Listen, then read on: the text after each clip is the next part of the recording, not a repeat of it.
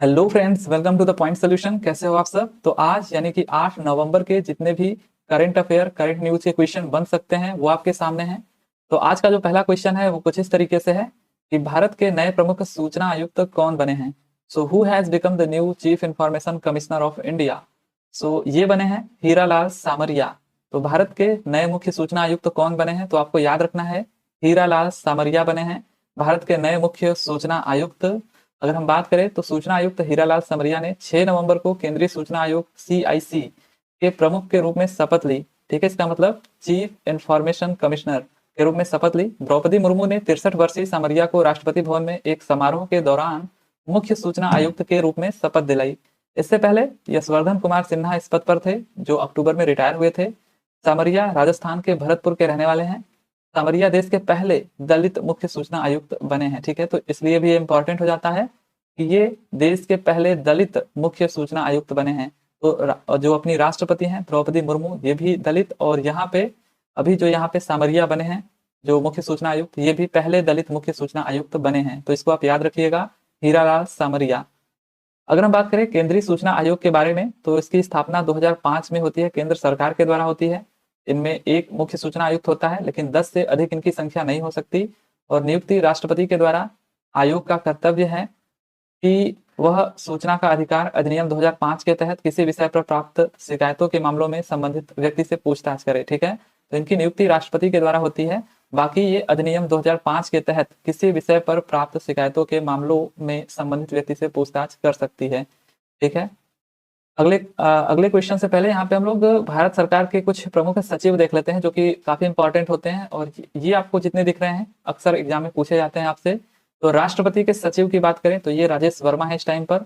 और उपराष्ट्रपति के सचिव कौन है? सुनील कुमार गुप्ता हैं। और पीएम के प्रधान सचिव कौन है? तो पीके मिश्रा हैं। और कैबिनेट सचिव इस टाइम पे कौन है? तो राजीव गौबा हैं। रक्षा सचिव गिरधर अरमाने हैं। गृह सचिव कौन है? तो अजय कुमार भल्ला हैं। और वित्त सचिव कौन है? टीवी सोमनाथ। और विदेश सचिव इस टाइम पे कौन है? तो विनय मोहन क्वात्रा। तो ये इंपॉर्टेंट है, आप इसको ध्यान में रखिएगा। अगले क्वेश्चन की तरफ बढ़ जाते हैं कि किस राज्य सरकार ने मेडिकल कॉलेज में हिंदी एमबीबीएस पाठ्यक्रम शुरू करने की घोषणा करी है। So which state government has announced to start Hindi MBBS course in medical colleges. तो देखिए, ये आपका जो राज्य है ये दूसरा राज्य बना है कि वो अपने यहाँ मेडिकल कॉलेजों में हिंदी एमबीबीएस पाठ्यक्रम शुरू करने जा रहा है। तो ये भी घोषणा किसने करी है? उत्तराखंड सरकार ने करी है। इससे पहले कहाँ पर यह घोषणा हुई? मध्य प्रदेश में हुई। ठीक है, तो आपको याद रखना है उत्तराखंड यहाँ पे इसका करेक्ट आंसर है। तो यहाँ पे देखिए, उत्तराखंड के स्वास्थ्य और शिक्षा मंत्री धन सिंह रावत, ठीक है, कौन इस टाइम पे हैं? उत्तराखंड के शिक्षा मंत्री और स्वास्थ्य मंत्री धन सिंह रावत। इन्होंने घोषणा की कि राज्य के चिकित्सा संस्थान हिंदी में एमबीबीएस पाठ्यक्रम उपलब्ध कराएंगे। मध्य प्रदेश के बाद इस तरह का पाठ्यक्रम शुरू करने वाला उत्तराखंड देश का दूसरा राज्य होगा। ठीक है, इससे पहले मध्य प्रदेश में इस तरह का पाठ्यक्रम शुरू हो चुका है, मतलब उसकी घोषणा हो चुकी है। और रावत के अनुसार अगर हम बात करें, तो धन सिंह रावत हैं शिक्षा मंत्री, इनके अनुसार केंद्रीय स्वास्थ्य मंत्री जो है मनसुख मंडाविया, इन्होंने अगस्त के अंत तक उत्तराखंड के चिकित्सा संस्थानों में हिंदी एमबीबीएस पाठ्यक्रम की औपचारिक शुरुआत करने पर सहमति व्यक्त की है। तो जो केंद्रीय स्वास्थ्य मंत्री है मनसुख मंडाविया, इनकी भी सहमति यहाँ पे मिल चुकी है कि अगस्त तक यहाँ पे आपका उत्तराखंड में औपचारिक रूप से इस पाठ्यक्रम की शुरुआत हो जाएगी। ठीक है, तो इसको आप याद रखिएगा, उत्तराखंड और मध्य प्रदेश दो ऐसे राज्य अब हो गए हैं जहाँ पे एमबीबीएस हिंदी में पढ़ाया जाएगा। अगला क्वेश्चन है कि हाल ही में वर्ल्ड कप के इतिहास में 200 रन बनाने वाले पहले बल्लेबाज कौन बन गए हैं। तो ये तो अब एक मतलब आम बात हो गई है, 200 रन बनाना किसी भी बैट्समैन के लिए। तो अभी जस्ट हाल ही में, क्या अभी कल की ये बात है, कल का जो मैच हो रहा था, जो ऑस्ट्रेलिया और अफगानिस्तान के बीच चल रहा था, उसमें किसने 200 रन बना दिया है? तो जो करेक्ट आंसर आपका हो जाएगा यहाँ पे ग्लेन मैक्सवेल। ठीक है, ऑस्ट्रेलिया के ये प्लेयर हैं जो कि अभी 200 रन बना चुके हैं। 128 गेंदों में इन्होंने 201 रन बनाया। ठीक है, जो भी क्रिकेट प्रेमी होंगे उनको पता होगा, जो नहीं है उनको भी पता होना चाहिए, क्योंकि आप करंट अफेयर पढ़ रहे हो तो आपको सब कुछ पता होना ही चाहिए। तो यहाँ पे अफगानिस्तान के खिलाफ ग्लेन मैक्सवेल ने शानदार दोहरा शतक लगाया। ग्लेन मैक्सवेल ने 128 गेंदों पर 201 रन बनाए। उन्होंने अपनी पारी में 21 चौके और 10 छक्के लगाए। वहीं इस पारी की बदौलत ऑस्ट्रेलिया ने हारी हुई बाजी अपने नाम कर ली। तो अभी जो क्रिकेट वर्ल्ड कप चल रहा है, ठीक है, जो क्रिकेट वर्ल्ड कप चल रहा है 2023 का, इसमें काफी सारे कारनामे हुए। तो जब ये खत्म हो जाता है तो उस पर एक डिटेल वीडियो आ जाएगी। बट यहाँ पे अभी जो एक रिकॉर्ड बना है कि वर्ल्ड कप के इतिहास में पहली बार वर्ल्ड कप एक दिवसीय मैच में 200 रन बनाने वाले पहले बल्लेबाज बन गए हैं ग्लेन मैक्सवेल, जो कि ऑस्ट्रेलिया के हैं। ये इनको लक्ष्य मिला था लगभग 296 रन का, और इनके 90 तक जाते जाते लगभग 7 विकेट गिर गए थे, लेकिन ग्लेन मैक्सवेल अपने 200 रन पारी की बदौलत इस मैच को आसानी से जीत लेते हैं ऑस्ट्रेलिया के लिए। ठीक है, तो ये जो आपका क्वेश्चन है थोड़ा इंपॉर्टेंट इसलिए बन जाता है क्योंकि ये वर्ल्ड कप के इतिहास में पहली बार ऐसा हुआ है। वहीं पे अगर हम बात करें अभी तक कितने ऐसे बल्लेबाज हैं जिन्होंने 200 रन बनाए हैं, तो अभी तक टोटल अगर हम बात करें तो 9 ऐसे बल्लेबाज हैं जो 200 रन बना चुके हैं एक दिवसीय मैच में। लेकिन ये जो थे वो क्रिकेट वर्ल्ड कप 2023 जो चल रहा है, ठीक है, तो वर्ल्ड कप में लगाने वाले पहले बल्लेबाज बन गए। वैसे अगर हम बात करें पहले बल्लेबाज कौन थे, तो सचिन तेंदुलकर, ठीक है, तो जो क्रिकेट के भगवान कहे जाते हैं, महान सचिन तेंदुलकर, ठीक है, इन्होंने 200 रन पहला जो 200 रन था इन्होंने बनाया था दक्षिण अफ्रीका के खिलाफ, वो भी 2010 में ही बना दिया था। उसके बाद कहाँ लोग पीछे रहने वाले हैं, वीरेंद्र सहवाग ने बनाया 219 रन, ठीक है। उसके बाद रोहित शर्मा, ये तो रुके ही नहीं, 209 रन इन्होंने पहले बनाया। उसके बाद 264 रन, और ये अब तक का सर्वाधिक स्कोर है व्यक्तिगत स्कोर रोहित शर्मा का, जो कि श्रीलंका के खिलाफ बनाया गया था। फिर क्रिस गेल भी 215 रन बना चुके हैं। उसके बाद मार्टिन गप्टिल भी 237 रन बना चुके हैं। रोहित शर्मा उसके बाद इन्होंने 208 रन बनाए, और ईशान किशन भी 210 रन बना चुके हैं। और हाल ही में शुभमन गिल ने 2023 की ये बात है, जनवरी की बात है, कि इन्होंने न्यूजीलैंड के खिलाफ 208 रन बनाए थे। तो भारत की बात करें तो भारत तो सचिन हो गए, वीरेंद्र सहवाग हो गए, रोहित शर्मा हो गए, और ईशान किशन और शुभमन गिल, ठीक है। तो 5 ऐसे बल्लेबाज हो गए, एक ये, 2 और ये 3 4 और 5 बल्लेबाज भारत के ही हैं जो कि 200 रन पार कर चुके हैं।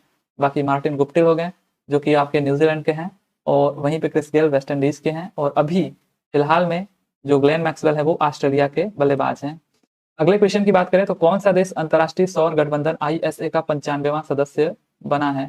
तो which country has become the 95th member of the international solar aliens ISA, ठीक है, इंटरनेशनल सोलर एलियंस, इसका 95वां सदस्य कौन सा देश बना है? तो यहाँ पे अगर हम बात करें तो चिली इसका करेक्ट आंसर है, इसको याद रखिएगा। तो चिली अंतर्राष्ट्रीय सौर गठबंधन ISA इंटरनेशनल सोलर एलियंस का 95वां सदस्य बना है, ठीक है। तो चिली अंतर्राष्ट्रीय सौर गठबंधन ISA का 95वां सदस्य बन गया है। नई दिल्ली में कल विदेश मंत्रालय में संयुक्त सचिव अभिषेक सिंह के साथ चिली के राजदूत जुआन अंगुलो की बैठक के दौरान ISA समर्थन का दस्तावेज सौंपा। वहीं पे अंतर्राष्ट्रीय सौर गठबंधन ISA और सौर प्रौद्योगिकियों के वितरण में वृद्धि के लिए एक सक्रिय तथा सदस्य संचालित एवं सहयोगी मंच है। इसका मूल उद्देश्य ऊर्जा तक पहुंच को सुविधाजनक बनाना, ऊर्जा सुरक्षा सुनिश्चित करना और अपने सदस्य देशों में ऊर्जा संक्रमण को बढ़ावा देना है। और शुरुआत में भारत और फ्रांस के संयुक्त प्रयास के रूप में ISA की संकल्पना 2015 में 21वें conference of parties that means COP21 के दौरान की गई थी। तो इसकी जो शुरुआत करी गई थी वो 2015 में करी गई थी, ये आपको याद रखना है। और हाल ही में इसका कौन सदस्य बना है, कौन सा देश, तो चिली आपको याद रखना है, ठीक है, चिली। तो ये 2 चीजें आपको याद रखनी है। अगले क्वेश्चन की तरफ बढ़ जाएं तो भारत अमेरिका के किस शहर में नया वाणिज्य दूतावास खोलेगा? तो भारत अमेरिका के किस शहर में नया वाणिज्य दूतावास खोलेगा? तो ये खोलेगा अमेरिका के सिएटल में, ठीक है, सिएटल शहर में भारत नया वाणिज्य दूतावास खोलेगा। तो सिएटल शहर आपको याद रखना है, सिएटल, ठीक है। तो अमेरिका के प्रमुख प्रौद्योगिकी केंद्र सिएटल में भारत नया वाणिज्यिक दूतावास खोलेगा। इस महीने के अंत तक नया वाणिज्य दूतावास चालू होगा। 2002 बैच के भारतीय विदेश सेवा IFS अधिकारी प्रकाश गुप्ता मिशन में महावाणिज्य दूतावास होंगे, ठीक है। तो यहाँ पे प्रकाश गुप्ता, अगर हम बात करें 2002 बैच के ये भारतीय विदेश सेवा है IFS अधिकारी, ठीक है, ये यहाँ के क्या होंगे, एक तरीके से महावाणिज्य दूतावास होंगे, ठीक है। तो इसको आप याद रखिएगा, सिएटल शहर में, ये अमेरिका के सिएटल शहर में भारत का नया वाणिज्य दूतावास यहाँ पे खुलेगा, और इसके एक तरीके से जो अध्यक्ष होंगे वो प्रकाश गुप्ता होंगे। आगे अगर हम बात करें तो हाल ही में UNEP ने चैंपियंस ऑफ द अर्थ पुरस्कार 2023 से किसे सम्मानित किया है? So who has been recently honoured by UNEP with the champions of the earth award 2023? तो ये थोड़ा सा उटपटांग आपको लगेगा सुनने में नाम वगैरह, लेकिन इंपॉर्टेंट है जरूर आपके लिए कि हाल ही में UNEP ने चैंपियंस ऑफ द अर्थ पुरस्कार 2023 से किसे सम्मानित किया है? तो जोसेफिना बेलमोंटे, एलन मैकआर्थर और जोस मैनुअल मोलर, ये सारे के सारे ऑप्शन करेक्ट है, ठीक है, उपर्युक्त सभी यहाँ पे करेक्ट हो जाएगा। अगर हम बात करें यहाँ पे कि संयुक्त राष्ट्र पर्यावरण कार्यक्रम UNEP ने अपने 2023 चैंपियंस ऑफ द अर्थ की घोषणा की है। यह संयुक्त राष्ट्र UN का सर्वोच्च पर्यावरण सम्मान है जो उन व्यक्तियों, समूहों और संगठनों को मान्यता देता है जिनके कार्यों का पर्यावरण पर परिवर्तनकारी प्रभाव पड़ता है।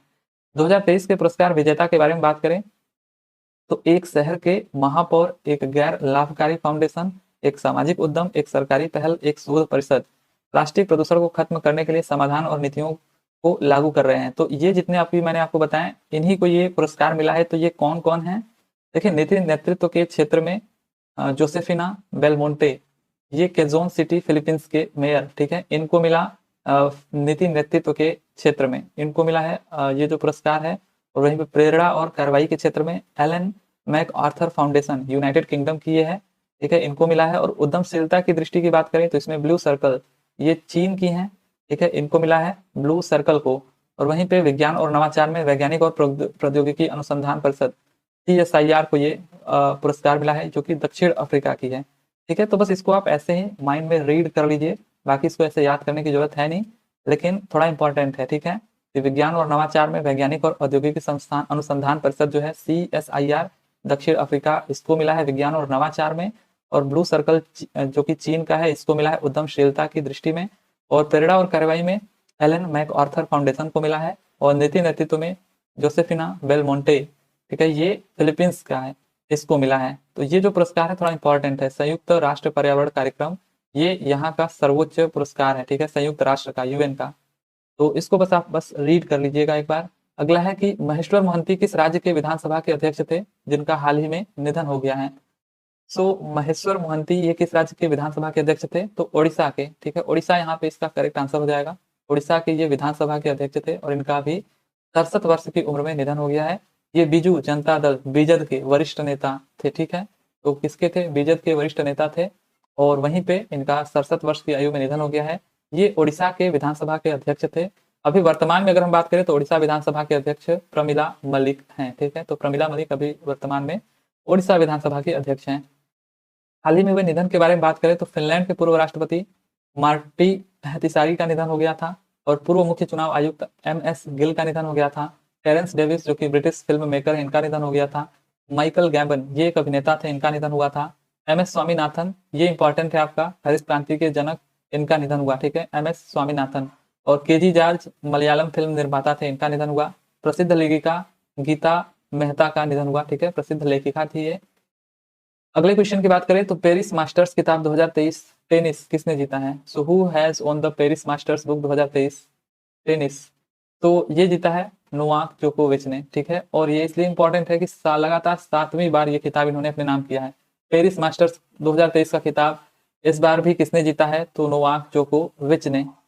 तो नोवाक जोकोविच ने ग्रिगोर दिमित्रोविक, नाम से पता चलता है रसियन है, ठीक है, ग्रिगोर दिमित्रोविक, इनको सीधे सेटों में 6-4, 6-3 से हराकर अपना 7वां पेरिस मास्टर्स खिताब जीता, जो उनका 40वां ATP मास्टर्स, 1000 ताज और उनके करियर का 97वां खिताब है, ठीक है। तो उनके करियर का ये 97वां खिताब है और ये लगातार 7वां उनका पेरिस मास्टर्स खिताब है, ठीक है। तो इसको आप याद रखिएगा, नोवाक जोकोविच, इन्होंने पेरिस मास्टर्स खिताब अपने नाम किया है 7वीं बार लगातार।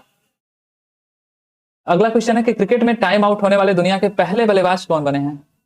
तो कौन बने हैं भाई क्रिकेट में टाइम आउट होने वाले दुनिया के पहले बल्लेबाज? ये आपको पता चल चुका होगा, जो क्रिकेट प्रेमी होंगे। जो नहीं है, अगेन मैं बोल रहा हूँ कि उनको भी जानना जरूरी है, भले ही क्रिकेट देखते हो या ना देखते हो, आप करंट अफेयर पढ़ रहे हो, इसका मतलब हर क्षेत्र की जानकारी होनी चाहिए।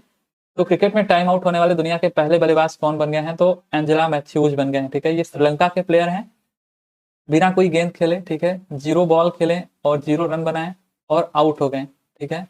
तो ये अगर हम बात करें तो ऐसा कब हुआ? तो बल्लेबाज जो एंजेला मैथ्यूज हैं, अंतर्राष्ट्रीय क्रिकेट के इतिहास में टाइम आउट होने वाले दुनिया के पहले क्रिकेटर बन गए हैं। मैथ्यूज एक भी गेंद नहीं खेले और उन्हें पवेलियन लौटना पड़ा। जैसे ही उन्होंने ड्रेसिंग रूम को नए हेलमेट के लिए कहा, वैसे ही साकिब और बांग्लादेश टीम ने टाइम आउट की अपील की और अंपायरों ने अपील को मान लिया। तो होता कुछ यूं है कि क्रिकेट में जब भी कोई बैट्समैन आउट होता है तो इतना तो जो नहीं क्रिकेट देखता होगा वो भी जानता होगा कि जैसे ही बैट्समैन आउट होता है तो नया बैट्समैन वहां पे जाता है खेलने के लिए। तो उस नया बैट्समैन को वहां तक पिच तक जाने के लिए, खेलने के लिए केवल 3 मिनट का टाइम दिया जाता है और उस 3 मिनट में उसको अपने पैवेलियन से होते हुए, अपने ड्रेसिंग रूम से होते हुए वहां तक पहुंचना होता है और तैयार हो जाना होता है, जो भी बॉलर सामने से गेंद फेंक रहा होता है उसके सामना करने के लिए। लेकिन यहाँ पे ये टाइम पे पहुंच जाते हैं, लेकिन जैसा कि आप देख रहे हो कि जो इनका हेलमेट था वो यहाँ पे जो बांधने वाला यहाँ पे इनका था वो टूट जाता है, ठीक है। तो जब टूट जाता है तो ये बिना हेलमेट के तो खेल नहीं सकते हैं, क्योंकि यहाँ पे सुरक्षा बहुत ज़्यादा इंपॉर्टेंट होती है। इस वजह से वो ड्रेसिंग रूम में बोलते हैं कि मेरा हेलमेट टूट गया है, इसको लाया जाए, दूसरा कोई लाइए। तो वो लाते हैं। इतने में यहाँ पे आप देख रहे हैं मुस्कुरा रहे हैं, जो बांग्लादेश के कप्तान हैं साकिब, और इन्होंने टाइम आउट की अपील कर दिया कि इन्होंने टाइम ज़्यादा ले लिया, जो रूल बनाया गया है 3 मिनट का, उससे ज़्यादा टाइम ये ले लिए हैं, इनको आउट करा दिया जाए। तो अंपायर की ये मजबूरी थी। रूल के हिसाब से देखा जाए तो ये निर्णय जो था वो सही था, लेकिन खेल भावनाओं से देखा जाए तो ये बहुत ही घटिया और वाहियात किस्म का मतलब यहाँ पे ये जो साकिब हैं इनको काफ़ी लोगों ने ट्विटर पर ट्रोल किया। लेकिन फिर भी रूल तो रूल होता है, जो भी हो। यहाँ पे इस प्लेयर की सुरक्षा की बात थी, इस वजह से लोग इनको ज़्यादा कोस रहे हैं कि आपको ऐसा नहीं करना चाहिए था। बाकी रूल के हिसाब से सब कुछ सही था, इसमें कोई गलत चीज़ नहीं हुआ था, ठीक है। तो जिसको जैसा लगे, बट यहाँ पे जो भी हुआ बहुत गलत हुआ। तो इनको टाइम आउट दे दिया गया और 0 बॉल खेल करके 0 रन बना करके ये आउट हो जाते हैं, ठीक है। तो बस इतना ही। एंजेलो मैथ्यूज आपको याद रखना है, ये फ्यूचर में क्वेश्चन बन सकता है, ठीक है। टाइम आउट होने वाले दुनिया के पहले क्रिकेटर बन गए हैं। और ये श्रीलंका और बांग्लादेश के बीच मैच हो रहा था, ठीक है, और क्रिकेट वर्ल्ड कप का ये मैच चल रहा था। तो यहाँ पे देखिए, अगर बात करें बीसीसीआई के बारे में, तो स्थापना इसकी होती है दिसंबर 1928 में। मुख्यालय इसका मुंबई महाराष्ट्र में है और अध्यक्ष इसके रोजर बिन्नी है, ठीक है। ये याद रखिएगा, स्थापना 1928 में होती है बीसीसीआई की। जो भारतीय क्रिकेट कंट्रोल बोर्ड है उसकी बात हो रही है यहाँ पे। और मुख्यालय मुंबई महाराष्ट्र में, अध्यक्ष रोजर बिन्नी है, उपाध्यक्ष राजीव शुक्ला है, सीईओ हेमांग अमीन है, और सचिव अमित शाह का लड़कवा, ठीक है। अमित शाह का लड़का मतलब जानते हो ना, जय शाह, ठीक है, जय शाह। ये क्या है, सचिव हैं। और वहीं पे मुख्य राष्ट्रीय चयनकर्ता कौन है, अजीत अगरकर हैं। पुरुषों की टीम के मुख्य कोच कौन है, राहुल द्रविड़ हैं। आगे अगर हम बात करें, अगला क्वेश्चन, कौन सा आईआईटी संस्थान तंजानिया के एक द्वीप पर अपने पहले अंतर्राष्ट्रीय परिसर स्थापित करने वाला पहला भारतीय प्रौद्योगिकी संस्थान बन गया है। तो कौन सा आईआईटी संस्थान है जो तंजानिया के एक द्वीप पर अपने पहले अंतर्राष्ट्रीय परिसर स्थापित करने वाला पहला भारतीय प्रौद्योगिकी संस्थान बन गया है? तो ये आईआईटी मद्रास बन गया है। अगर हम बात करें तो आईआईटी मद्रास पूर्वी अफ्रीका के सुरम्य जांजीबार द्वीप पर एक अंतर्राष्ट्रीय परिसर स्थापित करने वाला प्रथम भारतीय प्रौद्योगिकी संस्थान बन गया है। जांजीबार के राष्ट्रपति हुसैन अली मुइनी, ठीक है, नाम इनका अजीब है, मुइनी द्वारा उद्घाटन इसका किया गया। यह ऐतिहासिक पहल एक उज्जवल शैक्षिक भविष्य का प्रतीक है, जो भारत और तंजानिया के बीच एक समझौता ज्ञापन द्वारा सुविधाजनक है। यह वैश्विक शिक्षा और सहयोग के एक नए युग की शुरुआत है। तो आईआईटी मद्रास आपको बस याद रखना है कि ये पूर्वी अफ्रीका के सुरम्य जांजीबार द्वीप पर एक अंतर्राष्ट्रीय परिसर स्थापित करने वाला पहला भारतीय प्रौद्योगिकी संस्थान बन गया है, ठीक है। आईआईटी मद्रास आपको याद रखना है। आज का जो लास्ट क्वेश्चन है वो आपको बताना है, क्योंकि इसका आंसर मुझे नहीं पता है, कि राष्ट्रपति कैंसर जागरूकता दिवस कब मनाया जाता है। तो कब मनाया जाता है, इंपॉर्टेंट क्वेश्चन है। राष्ट्रीय कैंसर जागरूकता दिवस कब मनाया जाता है, ये आपको कमेंट करके बताना है। तो ये रहे आज के करंट अफेयर के क्वेश्चन। आई होप कि आपको पसंद आया होगा। ठीक है, फिर मिलते हैं अगले वीडियो में। तब तक के लिए thank you, tata and bye bye.